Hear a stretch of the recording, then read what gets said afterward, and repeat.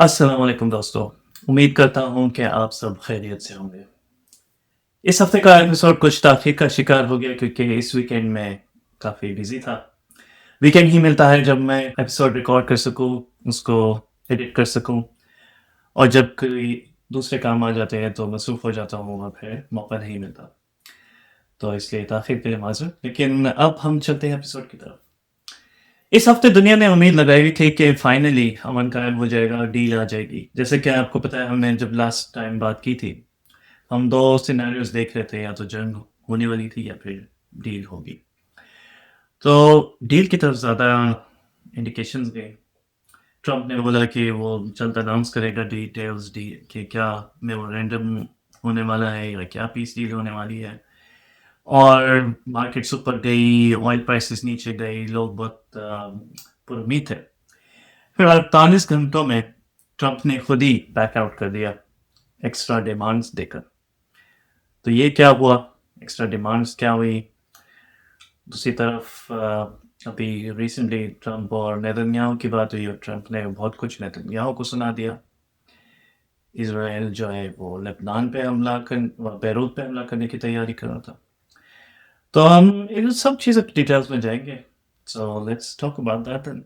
दोस्तों 28 मई को यूएस और इरानियन नेगोशिएशन टीम एक डील के बहुत ही करीब आ गई थी।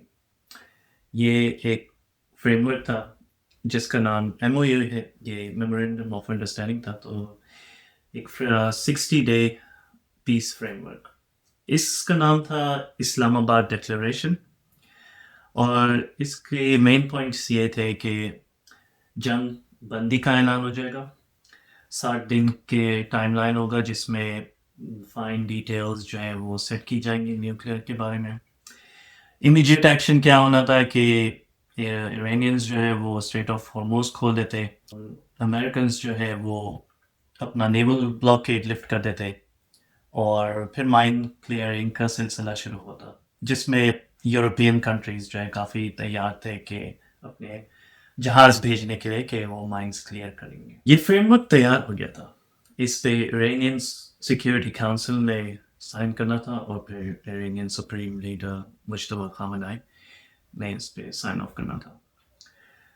इसमें ट्रंप ने इसका ऐलान किया था अपने ट्रुथ सोशल पे एक पोस्ट डाल के, जिसमें उसने लिखा कि उसने सब मिडिल ईस्ट की शख्सियात से बात की है और उसने हर एक का नाम लिया।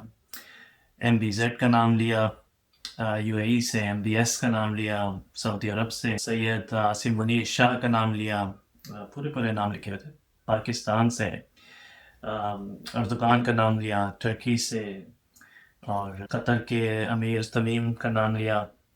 उसके अलावा उन्होंने जॉर्डन के किंग अब्दुल्ला का नाम लिया, इजिप्ट के अब्दुल फताह सीसी का नाम लिया। तो सबका नाम एक तरफ लिया और दूसरी तरफ फिर कहा कि नेतन्याहू से अलग से बात की। मेरी नज़र में ये हर एक का नाम लेके ऐसे डाला गया। ट्रंप का ये मूव जो था इसलिए था कि एक तरह से नेतन्याहू के ऊपर प्रेशर डाला जाए, क्योंकि खबर में ये था कि नेतन्याहू या इजराइल इस टॉक में इतना इन्वॉल्व नहीं था जो गल्फ की तरफ जो मीटिंग की जा रही थी। तो ट्रंप ने उस तरफ सबको इकट्ठा कर लिया कि ये सारे ममालिक जो है एक ही पेज पे हैं, ये सब एग्री करते हैं इस डील को। तो अगर नेतन्याहू इससे बैकआउट कर लेता है तो फिर वो सबके खिलाफ जा रहा है और वो एक अकेला है। ऐसा इम्प्रेशन नहीं पड़ेगा कि एक GCC अलायंस जो है वो मिडिल ईस्टर्न अलायंस है जो इसराइल के साथ है और एक दूसरा मिडिल ईस्टर्न अलायंस है और ऐसे डिविजन्स है। तो इसलिए उसने ऐसे पब्लिकली ये पोस्ट किया। ईरान ने मुतालबा किया कि उसके जो फ्रोजन $24 बिलियन हैं फ्रोजन एसेट्स में, वो उसको रिलीज किया जाए। $12 मिलियन ये डील के साइन करने पे और 12 बिलियन जो है वो कुछ अरसे बाद, कुछ टाइम के बाद। इसका मैकेनिज्म कैसे किया जा रहा है कि ये कतर के थ्रू रिलीज किए जाएंगे और इरानियन सेंट्रल बैंक के चीफ और फिर पार्लियामेंट स्पीकर ईरान के और फॉरेन मिनिस्टर, उन सब ने अभी हाल ही में दोहा का चक्कर लगाया है ये मैकेनिज्म को तय करने के लिए। और एक यूएस सोर्स ने भी ये जाहिर किया कि $6 बिलियन जो है यूएसए रिलीज करेगा या एक ग्रीन सिग्नल दे देगा रिलीज करने के लिए इरानियन एसेट्स के। लेकिन ट्रम्प का क्या तरीक़ेकार है? ट्रम्प हमेशा बाइडन को क्रिटिसाइज करता है। अभी भी उसने कई ट्वीट्स जो है वो पब्लिश किए जिसमें उसने कहा कि बाइडन ने हमेशा या फिर पिछली जो डील थी वो बहुत बेकार थी जो बाइडन ने की थी। मैं जो डील कर रहा हूँ बहुत ही आला है। बाइडन ने जो है ट्रक्स भर भर के कैश के ईरान को दे दिए जो कि ऐसी फ्रोजन एसेट्स थे ईरान के वो रिलीज किए थे। कोई यूएस ने खुद का पैसा नहीं दिया था। इसलिए ट्रम्प इस बार जो है ये कतर के थ्रू कर रहा है और इसको रिवर्ट कर दिया जाएगा। ऐसे जाहिर किया जाएगा कि जैसे एक ये खबर आई थी कि इरानियन डेवलपमेंट फंड कायम किया जाएगा और फिर उसमें ऐसे जाहिर किया जाएगा कि कतरी जो है वो ईरान को लोन्स दे रहे हैं $6 बिलियन के जो कि एक्चुअली ईरान के अपने फंड्स होंगे। लेकिन ट्रम्प जो है वो अपने वोटर बेस को ये कह सकेगा कि मैंने तो कोई पैसे नहीं दिए ईरान को, ये देखो इतनी ज़बरदस्त डील मैंने की है। ये एक बस डेवलपमेंट फ्रेमवर्क कायम किया गया है और कतरी जो है वो लोन दे रहे हैं जबकि ये लोन जो है वो रीपे नहीं किया जाएगा। ये तो बाद में जाहिर हो जाएगा। दोस्तों हमें ये समझने की ज़रूरत है कि ये पीस डील जो अगर ये होती है ये ज़ायनिस्ट के इंटरेस्ट के खिलाफ है। ज़ायनिस्ट जो है कभी नहीं चाहेंगे कि ये जंग रुके और ईरान में अमन आए और ईरान दोबारा रीबिल्ड करे, दोबारा से अपनी प्रॉक्सीज को सपोर्ट करे। 10 साल बाद फिर उभर के जो है वो ख़तरा बन के आ जाए इसराइल के लिए। तो ये सब उनके इंटरेस्ट के खिलाफ है। इसलिए ये बार बार हम देखते हैं कि ये डील रुक जाती है। हम खबरों में देखते हैं कि कुछ प्रोग्रेस हो रहा है फिर अचानक से फ़ोन कॉल होती है नेतन्याहू के साथ और कोई डिमांड आ जाती है और फिर सब कुछ रुक जाता है। जो नेतन्याहू और ज़ायनिस्ट का जो मकसद है वो ये नहीं है कि ईरान न्यूक्लियर फ्री हो जाए। उनको ईरान के न्यूक्लियर प्रोग्राम से मसला नहीं है, उनको ईरान के वजूद से मसला है। ईरान का वजूद ही उनके लिए ख़तरा है। तो वो कैसे एक्सेप्ट कर सकते हैं ये कि उनका जो मकसद था कि इरानियन रजीम गिर जाए, कोई गवर्नमेंट टॉपल हो जाए, कोई और रजीम आए, वो सब तो अचीव नहीं हुआ। ईरान की रजीम जो है वो वही खड़ी है और अगर पीस डील होती है तो स्ट्रेट ऑफ हॉर्मोज का कंट्रोल भी ईरान के पास है। तो ज़ायनिस्ट को इतना बड़ा सेटबैक होगा जो उनको पिछले 50-60 साल में नहीं हुआ और वो ये सब कैसे एक्सेप्ट कर सकते हैं। वो अपना पूरा जोर लगाएंगे, उनकी लॉबी पूरा जोर लगाती रहेगी कि ये पीस डील ना हो। इस डील के अनाउंसमेंट के बाद भी ऐसा ही हुआ कि ट्रम्प ने नेतन्याहू के साथ कॉल पे बात की, फ़ोन पे बात की उन्होंने और फिर इसके फ़ौरन बाद ट्रम्प ने आके पब्लिकली फिर से कुछ ट्वीट्स कर दी कि हम एक्सेप्ट नहीं करेंगे जब तक हमारी सारी मांगे पूरी ना हो और आगे और अलग अलग किस्म की मांगे रख दीजिए। अब आपके सामने मैं लेके आऊँगा। इस वीकेंड हमने ये भी देखा कि ईरान और यूएस ने मिलिट्री स्ट्राइक्स एक्सचेंज की। ईरान ने अमेरिका का MQ-1 रीपर ड्रोन जो है वो गिराया जिसके रिस्पॉन्स में यूएस ने फिर इरानियन एयर डिफेंसेस जो आइलैंड्स पे थी उनको टारगेट किया। फिर हमने ये भी देखा फिर इरानियन रिस्पॉन्स में जो है कुछ मिसाइल स्ट्राइक्स की गई कुवैती यूएस एयरबेस पे, सालेम एयरबेस पे। इस सब के बावजूद कुछ ये सब एक्टिविटीज़ के बावजूद लार्ज एस्केलेशन नहीं हुई, अभी भी पीस कायम है। तो ये जाहिर करता है कि दोनों पार्टीज चाहती हैं कि अमन कायम हो, लेकिन दोबारा वही उसी पॉइंट पे आए तो सिर्फ एक ही लॉबी है जो चाहती है कि अमन ना कायम हो। ये हमारे पिछले 7 एपिसोड्स में हम ये पैटर्न देख सकते हैं कि बातचीत होती है, अमन की तरफ जाते हैं और फिर कुछ न कुछ हो जाता है एक नेतन्याहू के फ़ोन कॉल के बाद। तो क्या डिमांड्स थी जो बाद में ट्रम्प ने आगे रख ली नेतन्याहू के साथ बातचीत करने के बाद? एक डिमांड जो जाहिर होता है कि इसराइल की तरफ से आई थी, वो ट्रंप ने उसका जिक्र किया एक फ़ोन कॉल में 8 अरब ममालिक और मुसलमान ममालिक कहना चाहिए उनके साथ। उसने कहा कि ईरान के साथ डील तभी होगी जब आप सब लोग एब्राहिमिक अकॉर्ड्स साइन करेंगे।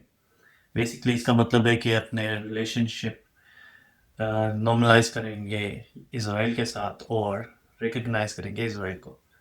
जब उसने ये बात कही तो टेलीफोन लाइन पे खामोशी थी। किसी भी मुसलमान ममालिक के जो लीडरान हैं उन्होंने किसी ने भी इस बात का जवाब नहीं दिया। तो ट्रंप ने मजाक में कहा आप लाइन में हैं।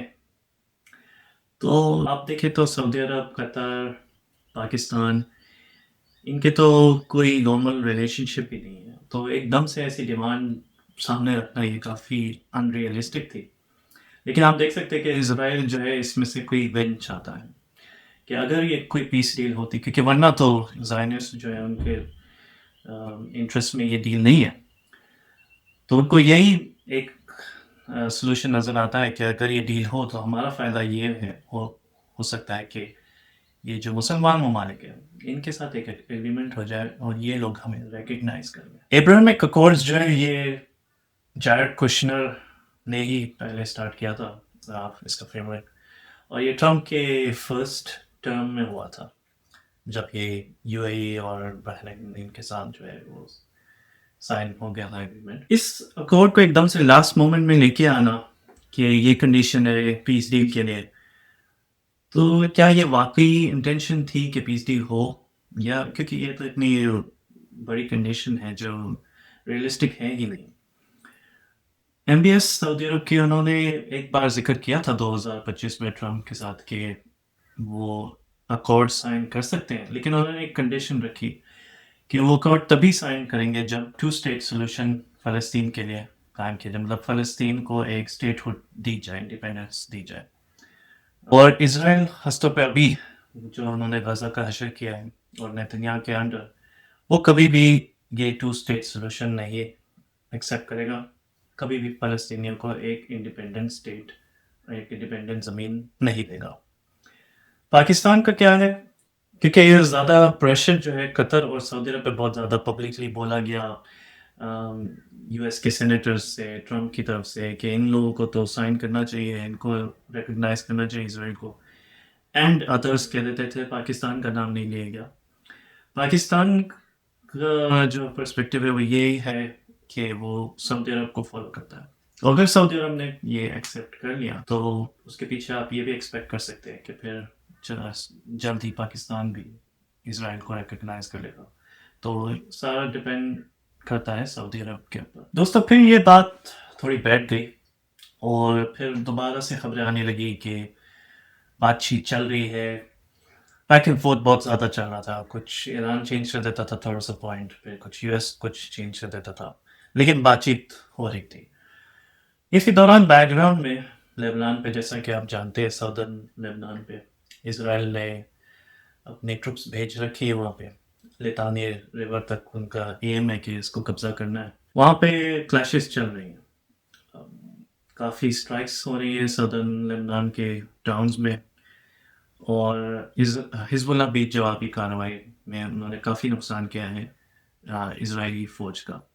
काफ़ी इजरायली फ़ौजी जो है वो इसमें ज़ख्मी हुए हैं, जामक हुए हैं, और ये जो है उनका टैक्टिक ज़्यादातर जो है हिजबुल्लाह का वो ड्रोन यूजेज से हुआ है, तो ड्रोन से उनको काफ़ी फ़ायदा हुआ है, यहाँ तक कि उन्होंने अब ड्रोन्स भेजना शुरू कर दिया था नॉर्दर्न पार्ट पे, जो नॉर्दर्न सेटलमेंट्स है जो इसराइल ने बनाई हुई है लेबनान बॉर्डर के साथ, वहाँ पे भी ड्रोन्स भेजने शुरू कर दिए थे हिजबुल्लाह ने। ये ड्रोन स्ट्रेटजी जो है वो इसने इसराइल के नाक में दम किया हुआ है, क्योंकि ऐसे कभी उनको फेस नहीं करना पड़ा। हमेशा से क्या रहा है कि वो अपने टैंक्स लेके जाते हैं, फौज लेके जाते हैं, मलेशिया से लड़ रहे होते हैं सामने, उनकी ना एयरफोर्स से अपने एयरफोर्स से बमबारी करते हैं, और इस तरह से वो मतलब वो इसराइल ने कहाँ ज़्यादा एक्सपीरियंस किया है प्रॉपर आर्मीज़ के साथ जंग करना, हमेशा ये गोरिल्ला फोर्सेस के साथ लड़ते हैं और वो उनके पास हमेशा सुपीरियरिटी होती है।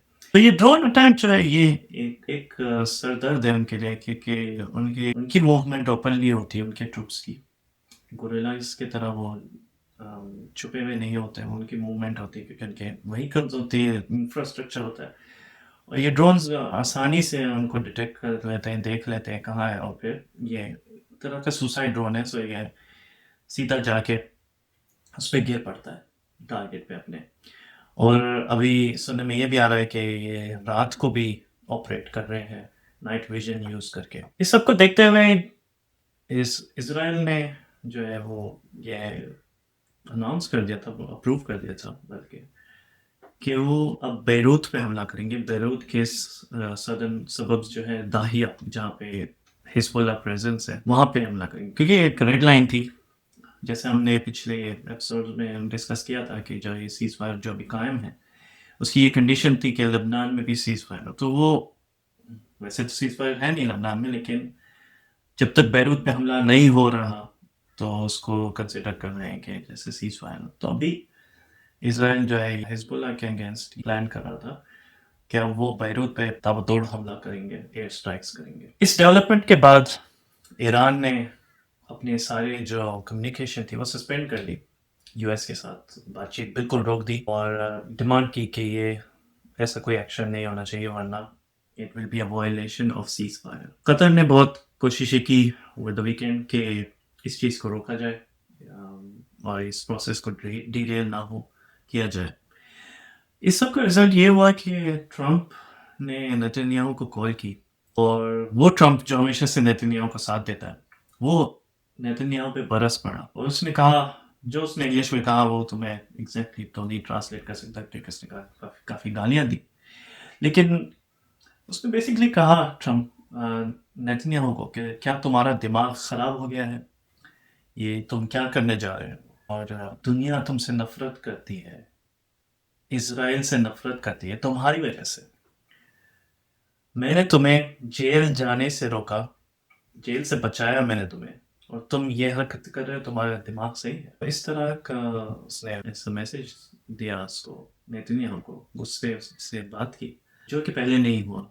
اور وہ اس لیے کیونکہ نیتنیاہو کو یہ ایکشن جو ہے بیسکلی جو ابھی تک پروگریس ہوئی ہے ڈیل پہ, جو سیریس بات چیت چل رہی ہے پیس ڈیل پہ, اس سب کو بیکار کر دیتا, بالکل پھینک دیتا. تو پھر ٹرمپ نے یہ جو ہے ٹویٹ کیا کہ دوبارہ سے سیز فائر قائم ہو گیا ہے اسرائیل اور لبنان کے بیچ میں.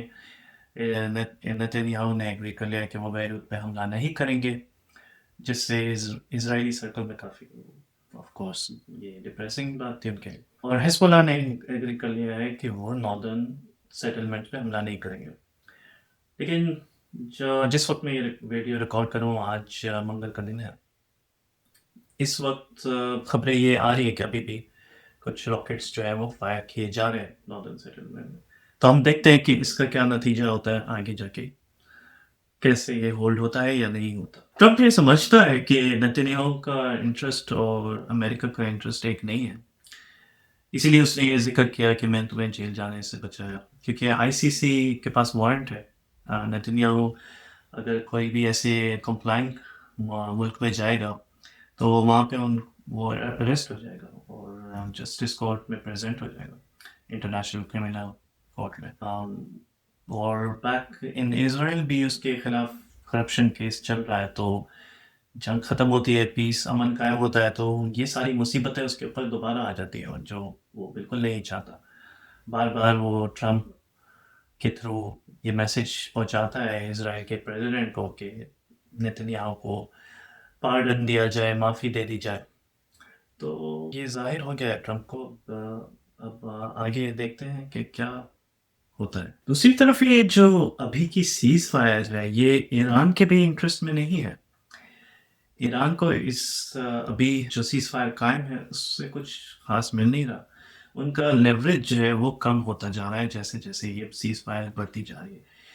اس لیے وہ چاہتے ہیں کہ یہ ڈیل جو ہے جلد سے جلد ڈیل ہو جائے, کیونکہ جب جنگ ہو رہی تھی ان کے پاس پورا لیوریج تھا. جنگ ہو رہی تھی, امریکہ کا روز نقصان ہو رہا تھا, پیسے دبا کے خرچ ہو رہے تھے, پوری دنیا میں پریشر ہوا تھا, مہنگائی بڑھ رہی تھی, گلف کنٹریز اتنا پریشر ڈال رہے تھے, تو سارا اس وقت ساری باتیں یہ ہو رہی تھی کہ جنگ روکو، کچھ ڈیل کرو. لیکن ابھی جو ہے یہ امن قائم ہوا ہے، اس میں ایران کے اوپر الٹا نیول بلاکیٹ لگا ہوا ہے. ایران کی اکانومی کو نقصان ہو رہا ہے. اور جیسے اور یو ایس جو ہے وہ کبھی بھی آئلینڈس پہ اسٹرائک کر لیتا ہے، سیلف ڈیفینس کہہ دیتا ہے. دوسری طرف اسرائیل پہ حزب اللہ پہ حملہ کرے جا رہا ہے. تو یہ جو امن قائم ہوا ہے کہ ایران کے انٹرسٹ میں بھی نہیں ہے. تو اگر یہ اسٹیٹمنٹ ایسے چلتا رہا اور پیس ڈیل نہیں ہوتی یا میمورینڈم پہ سائن نہیں ہوتا، تو یہ میرے نظر میں یہ زیادہ دیر نہیں چلے گا. یہ ڈیل کا سائن ہونا بہت ضروری ہے اگر امن اس ریجن میں، اس خطے میں قائم ہو. اس کے علاوہ دنیا میں اور بھی جو ڈیولپمنٹس ہوئی ہیں کچھ چھوٹی موٹی، ان کے اوپر بھی بات کر لیتے ہیں. کچھ سمٹس ہوئے ہیں جس میں سے ایک برکس کا فارن منسٹرز کا سمٹ تھا انڈیا میں، نیو دہلی میں ہوا تھا. برکس جو ہے وہ بیسکلی گروپ ہے کچھ ممالک کا کوپریشن کے، زیادہ تر ٹریڈ فوکسڈ. اور گلوبل ساؤتھ ایک ٹرم ہے، یہ ڈیولپنگ کنٹریز کا جو بہت بڑی اکانومیز بن کے سامنے آ رہی ہیں، ان کو گلوبل ساؤتھ کا کہتے ہیں، جو ویسٹرن ممالک سے ہٹا دے. تو برکس جو ہے وہ ایک یہ گلوبل ساؤتھ کا گروپ سمجھا جاتا ہے. اور اس میں جو کچھ ممالک ہیں وہ لیڈر بننا چاہ رہے ہیں گلوبل ساؤتھ کے اس طرح سے. تو برکس کے نام سے آپ اگر دیکھیں تو یہ ہے Brazil, Russia, India, China, South Africa, جس سے یہ نام برکس بنتا ہے. لیکن اس میں اور بھی ممالک ہیں، جیسے کہ ایران بھی اس کا ممبر ہے اور متحدہ عرب امارات بھی اس کا ممبر ہے. تو یہ فارن منسٹرز کی جب بھی سمٹ ہوئی، یہ ایک طرح سے بالکل فیلڈ سمٹ تھی، کیونکہ اس میں کوئی اس کا کوئی آؤٹ کم نہیں آیا، کوئی اسٹیٹمنٹ نہیں آیا کلیکٹیو. ایک طرح سے فیلئر اس لیے بھی ہے کیونکہ اس کے جو ممبر ہیں ایران اور یو اے ای، وہ آپس میں لڑ رہے تھے. اور یہ ایک سوال ریز کرتا ہے اس کی گروپ کی یونٹی اور اس کے فیوچر کے بارے میں. اس کا سپٹمبر میں ہوگا لیڈرز سمٹ، جو بڑا سمٹ ہوتا ہے. لیکن ابھی یہ سوالات آ گئے ہیں کہ کیا وہ سکسیسفل ہوگا، کیا فیوچر ہے اس گروپ کے بارے میں. دوسرا ایک سمٹ ہوا تھا جو ہے شنگریلا ڈائلاگ. شنگریلا ڈائلاگ میں ایون دو ایک طرح سے چائنیز نے اس کو بائیکاٹ کیا تھا، انہوں نے اپنی سینئر لیڈرشپ نہیں بھیجی، انہوں نے اپنے لو لیول ڈیلیگیشن بھیجا اس میں. لیکن اس سمٹ میں یوزلی جو ہے اس میں وہ پیٹ ہیگسیٹ بھی گیا تھا، جو یو ایس کا ڈیفینس یا سیکریٹری آف وار ہے. اور یہ سمٹ ہمیشہ ہسٹوریکلی ایک طرح سے اینٹی چائنا سمٹ رہا ہے. چائنا کے انفلوئنس کو کاؤنٹر کرنے کی باتیں کی جاتی ہے اس میں. اور کیونکہ اس بار جو ہے چائنا خود نہیں تھا اس میں، تو اس کا بھی کوئی بڑا آؤٹ کم نہیں آیا. بس کچھ دو چار اسپیچز جو ہے وہ نوٹیبل ہیں، لیکن کوئی ایسا بڑا رزلٹ نہیں آیا اس میں سے. اور تیسرا ایک سمٹ تھا، وہ کوڈ تھا، جو کہ 4 ممالک کا بنا ہوا ہے. ایشیا پیسیفک فوکس ہے اس کا، امریکہ، انڈیا، جاپان اور آسٹریلیا. اس میں کچھ ایگریمنٹس جو ہے وہ بڑے آئے ہیں پیسیفک کوآپریشن کے معاملات میں. انڈیا کے ساتھ $20 ملین کا، یہ ایک ان کے لیے تھوڑا سا ون ہے. لیکن اس کے علاوہ کوئی سیکیورٹی سائڈ پہ یا ڈیفینس سائڈ پہ اس طرح سے اتنا زیادہ کچھ اس میں بھی ہمیں نہیں نظر آیا ہے. کہ ایران وار کے بعد کافی سینیریو چینج ہو گیا ہے، کافی الائنسز کے بارے میں ممالک دوبارہ سوچ رہے ہیں کہ کس کے ساتھ ہمیں پارٹنرشپ کرنی چاہیے، کون ہمیں سپورٹ کر سکتا ہے اگر مصیبت آئے. تو اس وجہ سے الائنسز آپ دیکھیں گے کہ اس میں دوبارہ پوزیشننگ میں تھوڑا چینج آئے گا، اور یہ ہمیں وقت گزرنے کے ساتھ ساتھ ہمیں ظاہر ہو جائے گا کہ کس طرف چیزیں جا رہی ہیں. ایک اور ڈیولپمنٹ دوستو یہ تھی کہ رشیا اور افغانستان کی طالبان گورنمنٹ نے ایک ملٹری کوآپریشن ایگریمنٹ سائن کیا. یہ ڈیل سائن ہوئی تھی رشین سیکیورٹی کاؤنسل منسٹرز اور جنرل سیکرٹری اور طالبان کے ڈیفنس منسٹر محمد یعقوب سے، جو کہ طالبان فاؤنڈر ملا عمر کے بیٹے ہیں. یہ ایک حیرت کی بات ہے کہ کیسے کچھ ڈیکیڈز میں جو ہے یہ سیناریو کیسے چینج ہو گیا. ابھی 1980s میں سوویت جو ہے وہ طالبان کے ساتھ جنگ میں تھے. سوویت نمبر ون اینیمی تھا. پھر جب امریکہ آیا تو پھر امریکہ نمبر ون ہو گیا، اور ابھی جو ہے واپس رشیا کے ساتھ ایگریمنٹ کیا جا رہا ہے. اس ایگریمنٹ کی جو ملٹری ایگریمنٹ کی بہت ضرورت تھی طالبان کو، کیونکہ ان کے پاس ویسے تو زیادہ تر اکوپمنٹ جو ہے وہ رشین میڈ ہے، لیکن کچھ نیٹو منیشنز بھی تھے جو 2021 میں، کیونکہ جب وڈرا ہوا تھا امریکن فورسز کا، اس دوران وہ کچھ منیشنز جو ہے وہ چھوڑ گئے تھے، وہ کافی چیزیں نہیں لے کے گئے تھے.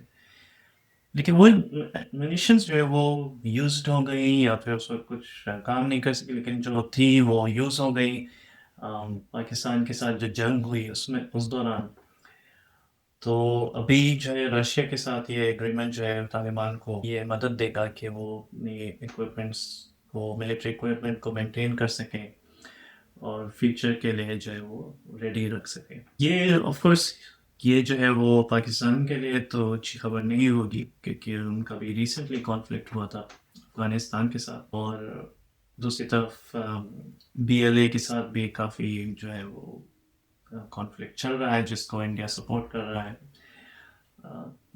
اس لحاظ سے یہ جو ہے اور زیادہ خطرے کی بات ہوگی پاکستان کے لیے. لیکن دوسری طرف یہ ایک طرح کا کافی کمپلیکیٹڈ سچویشن ہے، کیونکہ رشیا اور چائنا کے ساتھ ان کے آپس میں تعلقات اچھے ہیں، چائنا کا تعلقات پاکستان کے ساتھ اچھا ہے، اور دوسری طرف پاکستان اور رشیا بھی تعلقات کافی بہتر ہو رہے ہیں.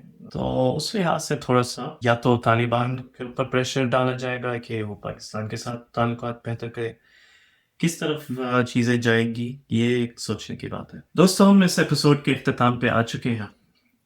یہ ہفتے میں ہم دیکھ سکیں گے کہ کیا ہوتا ہے. آپ کی رائے میں کیا ہوگا، آپ مجھے بتائیے. کیا نیتن یاہو ہی ہے سب سے بڑی رکاوٹ اس ڈیل میں؟ آپ کی نظر میں کیا یہ ڈیل ہو پائے گی یا نہیں؟ آپ کی کیا رائے ہے؟ تھوڑا سا مجھے بتائیے کمنٹس میں کیا سمجھتے ہیں آپ. اور پھر ہم دوبارہ ملیں گے نیکسٹ ایپیسوڈ میں انشاءاللہ. ٹیک کیئر، اللہ حافظ.